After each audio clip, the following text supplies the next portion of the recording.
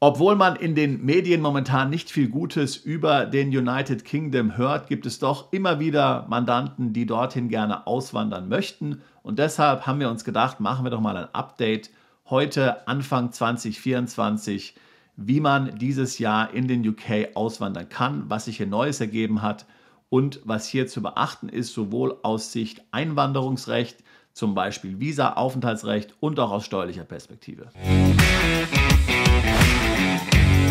Der United Kingdom bleibt als Einwanderungsland auch für Deutsche attraktiv. Das hat natürlich verschiedene Gründe. Zum einen ist vielen Deutschen suspekt, was gerade in der EU und in Deutschland passiert. Sie wollen also außerhalb der EU leben. Natürlich auch die Schweiz ist nicht in der EU, aber die Schweiz ist sehr eng verbandelt mit der EU und ein sehr kleines Land mitten in Europa. Da hat man doch Sorgen, dass die Schweiz möglicherweise bei einer Krise mit in den Abgrund gerissen werden würde. Da ist der UK schon ein wichtigeres Land und vor allen Dingen auch eine Insel mit einer eigenen Währung. Und das sagt natürlich vielen zu.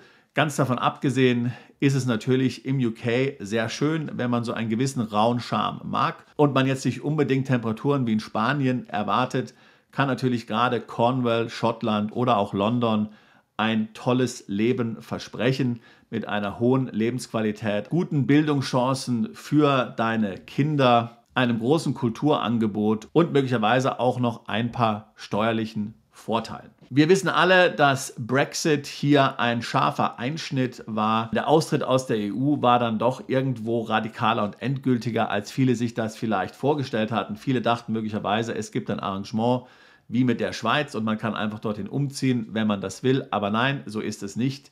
Es ist tatsächlich hier eine scharfe Trennung zwischen UK und der EU zu beobachten. Und darunter leiden vor allen Dingen EU-Bürger, die in den UK umziehen wollen. Ich würde sagen, es gibt 3 Personengruppen, die hier sehr einfach hinziehen können. Erstens Studenten. Zweitens jene EU-Bürger, die hier den Settle-Status bzw. Pre-Settle-Status nutzen können, weil sie Ende 2020 in UK gelebt haben. Und drittens sind es jene, die ein Jobangebot von einem britischen Arbeitgeber haben. Diese Personen können relativ einfach hierhin umziehen. Ich würde sagen, es ist eine reine Formalität, in den UK umzuziehen. Alle anderen, inklusive Ehepartner von Briten mit einem ausländischen Pass, haben es schwer. Selbstständige, Rentner, Privatiers, Vermögende haben es ganz schwer, erhalten praktisch keinen Aufenthaltstitel im UK. Ich hatte vor kurzem mit einem Mandanten gesprochen, der in Schottland hier ein Hotel gekauft hat und dann gedacht hat, er kann hier irgendwie leben. Leider ist es nicht der Fall. Er kann sich zwar hier 6 Monate aufhalten, einfach über den visumsfreien Aufenthaltsstatus, den er mit der Einreise erhält. Aber leider ist es ihm nicht möglich, hier dauerhaft zu leben. Nun, natürlich kann sein Hotel möglicherweise ein Visum für ihn beschaffen, weil er dort arbeitet. Er ist dort angestellt, vielleicht als Hoteldirektor. Sowas könnte möglicherweise gehen. Aber nur aufgrund seines Investments hier, seines erheblichen Investments, will ich sagen, in die britische Wirtschaft, erhält er leider keine Aufenthaltsbewilligung in UK. Das ist also ein ganz wichtiger Punkt, insbesondere dann, wenn du selbstständig bist, wenn du Rentner bist, wenn du Privatier bist oder sowas, da wirst du es extrem schwierig haben. Ich würde dir in jedem Fall raten, versuche über die Anstellung ein Visum zu bekommen. Wir haben zum Beispiel Mandanten, die sich zwar gern zur Ruhe setzen wollen, die aber dann sagen, okay, dann nehme ich eben in UK noch eine Position an. Wenn ich dort dann ein paar Jahre gearbeitet habe, sagen wir 2 oder 3 Jahre, kann ich mich dann auch zur Ruhe setzen und habe dann den Aufenthaltstitel, den ich im UK gerne haben möchte. Aber tatsächlich ist dies aus meiner Sicht der einfachste Weg. Aber ganz wichtig, ich will auch allen EU-Bürgern, die hier Ende 2020 gelebt haben, sagen, selbst wenn die Frist zur Anmeldung beim Pre-Settled oder Settled-Status schon lange abgelaufen ist, versuch es trotzdem, wenn du gerne hier leben möchtest, denn in der Tat erhältst du auch heute noch, den Pre-Settled bzw. Settled-Status. Die Behörden sind hier tatsächlich sehr kulant. Wir haben es schon mehrfach erlebt. Wir hatten auch schon Fälle erlebt, wo zum Beispiel die Eltern, die vielleicht pensioniert waren, gerne nach UK umziehen wollten und ihr Sohn hatte zufälligerweise Ende 2020 in UK gelebt, weil er dort studiert oder gearbeitet hat. Und dann hat er letztlich den Pre-Settled-Status beantragt und somit konnten seine Eltern dann auch den Pre-Settled-Status bekommen. Da hat man dann natürlich ein bisschen darstellen müssen, dass sie mit ihm zusammenleben, dass sie auf seine Hilfe angewiesen sind und so. Ja. Also da kann man einiges machen. Wenn du also glaubst, dass du hierzu in der Lage bist, dass du hierzu das Recht hast, weil du dich dann im UK aufgehalten hast, ist das der mit am Abstand einfachste Weg, im UK zu leben. So viel mal zum Thema Visum, so viel mal zum Thema Aufenthaltstitel und Aufenthaltserlaubnis im UK. Also ich würde eher sagen, ein ziemlich kompliziertes Thema, außer du gehörst zu den 3 Gruppen, die ich vorhin genannt habe, die es hier relativ einfach haben, ein Visum und einen Aufenthaltstitel im UK nach Brexit zu bekommen. Viele fragen sich nun, wie sieht es steuerlich in UK aus? Nun, der UK ist eigentlich generell steuerlich sehr unattraktiv. Ich würde ungefähr sagen, so unattraktiv wie Deutschland. So ist es tatsächlich, wenn du regulär versteuerst. Der UK hat einen interessanten steuerlichen Aspekt. Und das ist dass es den sogenannten Non-Dom-Status, die Remittance-Basis gibt. Damit sind letztlich Auslandseinkünfte, die keinen Bezug zu UK haben, für 15 Jahre steuerfrei und in den ersten 7 Jahren komplett steuerfrei. Nach 7 Jahren muss man dann eine Pauschalsteuer bezahlen, wenn man den Non-Dom-Status weiter nutzen will. Diese fängt bei 30.000 Pfund an und wird dann erhöht auf bis zu 60.000 Pfund. Wer also zum Beispiel Kapitalerträge im Ausland hat und diese im UK nicht benötigt, denn wenn du sie benötigst und hierhin auszahlst, müssen sie hier versteuert werden. Wer also über solche Einkommen verfügt, der kann natürlich hier dann sehr gut planen und kann letztlich dann hier sehr interessante steuerliche Gestaltungsmöglichkeiten nutzen und hat den Vorteil, dass er dieses Einkommen nicht mal in UK in der Steuererklärung nennen muss. Es macht es also sehr einfach für ihn hier, die steuerliche Compliance. Nun kommt das große Aber. Jetzt ist es Anfang 2024, spätestens Anfang 2025 wird es hier Parlamentswahlen geben und mit an Sicherheit grenzender Wahrscheinlichkeit wird die konservative Partei, die Tories, unter Rishi Sunak abgelöst werden und die Labour-Partei, ungefähr vergleichbar mit der SPD, wird an die Macht kommen. Die haben sich auf die Fahnen geschrieben, sie werden den Non-Dom-Status abschaffen und damit letztlich hier alle möglichen Projekte finanzieren, damit dass jetzt auch die reichen Ausländer hier Steuern bezahlen müssen auf ihr Welteinkommen. Ich glaube mit Sicherheit, dass die diesen Plan umsetzen werden, allerdings ist noch nicht ganz klar, in welcher Radikalität. Die Labour-Partei hat zum Beispiel gesagt, man könnte sich vorstellen, hier etwas Ähnliches zu machen wie in Neuseeland, Japan oder Australien. Dort ist es ja so letztlich, dass Personen, die nur temporär im Land sind, ich sage mal bis zu 5, 6 Jahren, auf Auslandseinkünfte keine Steuern bezahlen müssen.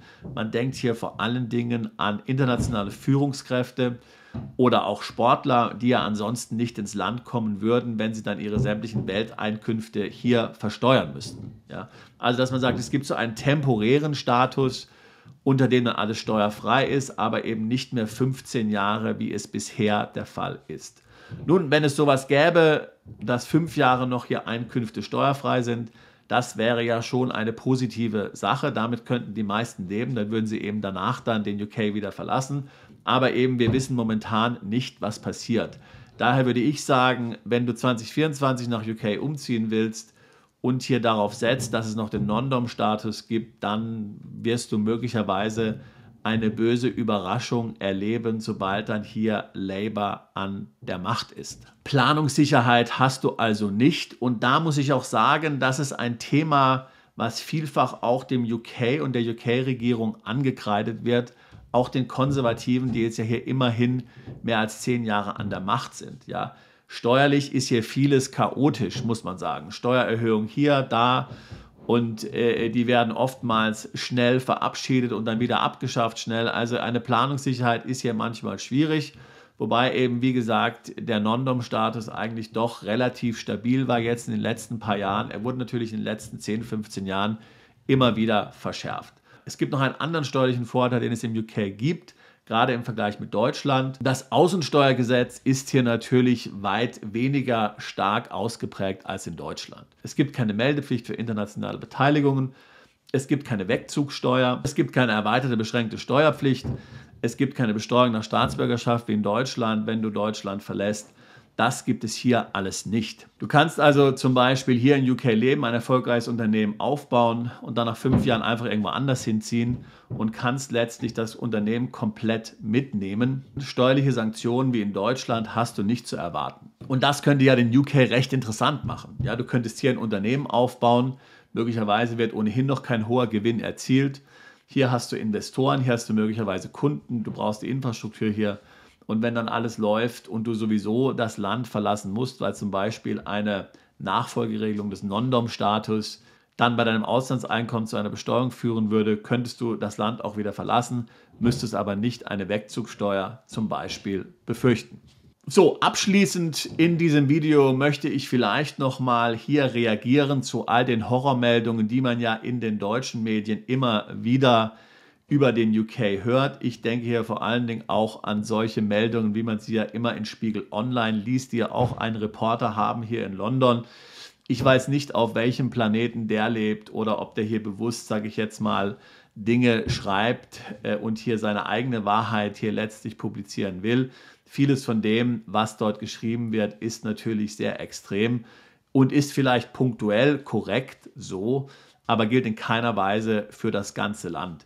Nehmen wir zum Beispiel die medizinische Versorgung. In UK gibt es keine Krankenversicherung. Jeder, der hier lebt, kann das staatliche Gesundheitswesen in Anspruch nehmen. Ich persönlich, der ja in UK und USA lebe und natürlich hier relativ viel Zeit verbringe und hier auch Kinder habe, ich habe hier keine schlechte medizinische Versorgung erlebt.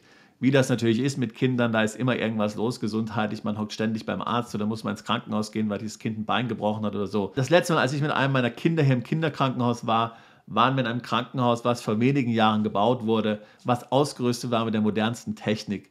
Wir mussten vielleicht 10 Minuten warten, bis wir dran kamen. Also es hat alles perfekt funktioniert. Da gab es überhaupt keine Probleme. Wenn ich hier zum Zahnarzt gehe, weil mir irgendeine Plombe rausfällt, kriege ich am gleichen Tag einen Termin. Und das ganze Problem wird da mit hoher Qualität behoben. Natürlich, was Zähne angeht, ist man auch Selbstzahler vielfach. Ja. Aber so die ganzen Horror-Stories, dass man hier komplett unterversorgt ist medizinisch, das kann man hier so nicht sagen. Jedenfalls ist es nicht meine Erfahrung. Und ich bin ja nun schon seit 2003 im UK sehr viel und habe doch einiges gesehen. Eine Ausnahme möchte ich vielleicht machen beim Mental Health Bereich. Hier ist es natürlich tatsächlich so, dass die Versorgung sehr schlecht ist. Vermutlich sehr viel schlechter als in Deutschland. Also wenn du hier irgendeine Mental Health Krise hast, dann musst du dich schon privat versorgen. Denn auf Hilfe vom Staat kannst du hier nicht zählen oder du hast gigantisch lange Wartezeiten. Aber auch sonst so Stories von leeren Supermarktregalen und so. Ich habe noch nie ein leeres Supermarktregal gesehen. Hier in den Supermärkten gibt es die gleichen Angebote wie vor Brexit. Natürlich, hier war auch die Inflation relativ hoch in den letzten Jahren. Alles ist teuer geworden, das ist ganz klar. Auch bestellen aus der EU überhaupt kein Problem. Ich hatte vor kurzem mal ein MacBook bestellt von Apple über Amazon. Das habe ich in Deutschland bestellt, weil ich eine deutsche Tastatur habe. Natürlich, dieses MacBook war am nächsten Tag hier da. Da gab es keinerlei Probleme bei der Verzollung oder sonst irgendwas. Also man muss ganz ehrlich sagen, dass die meisten Medien natürlich Brexit-feindlich sind. Deswegen werden natürlich vielfach die Probleme auch aufgebauscht. Natürlich, vieles ist auch hier nicht optimal gelaufen. Die Politik ist ja durchaus chaotisch. Dem muss man natürlich zustimmen. Das ist tatsächlich so. Und vieles hätte man natürlich auch anders machen können und vielleicht auch besser machen können, administrativ. Wenn ich mir die deutsche Einheit anschaue, dann weiß ich nicht, ob Deutschland hier vieles besser gemacht hat als es in Deutschland ein solch großes politisches und staatstragendes Vorhaben gab. Also da muss man vielleicht einfach sagen, es braucht ein bisschen Zeit, bis sich die Dinge regeln und bis man hier alles auch so umsetzen kann, dass es glatt läuft. Wenn du vorhast, nach United Kingdom umzuziehen, würde ich mich freuen, dich im Beratungsgespräch kennenzulernen. Den Link packe ich hier in die Beschreibung des Videos mit hinein. Wir sind seit fast 20 Jahren dabei, Mandanten zu betreuen, die nach UK umziehen wollen, hier ein Unternehmen gründen wollen oder ihr Business in den UK expandieren wollen. Ich würde mich freuen, wenn auch du unser Mandant wirst und freue mich, dich im Beratungsgespräch kennenzulernen. Bist du Unternehmer, Freiberufler oder Investor? Zieht es dich schon lange ins Ausland?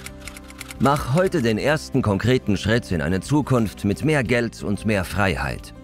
Buche ein Beratungsgespräch mit Sebastian und seinen Kollegen. Unsere Kanzlei unterstützt Mandanten wie dich dabei, deine Steuerlast legal zu reduzieren, Vermögen aufzubauen und zu schützen und deine persönliche Freiheit zu maximieren. Profitiere jetzt von unserem Fachwissen und unserem Netzwerk. Gehe zu mandatierung.com und werde Mandant unserer Kanzlei.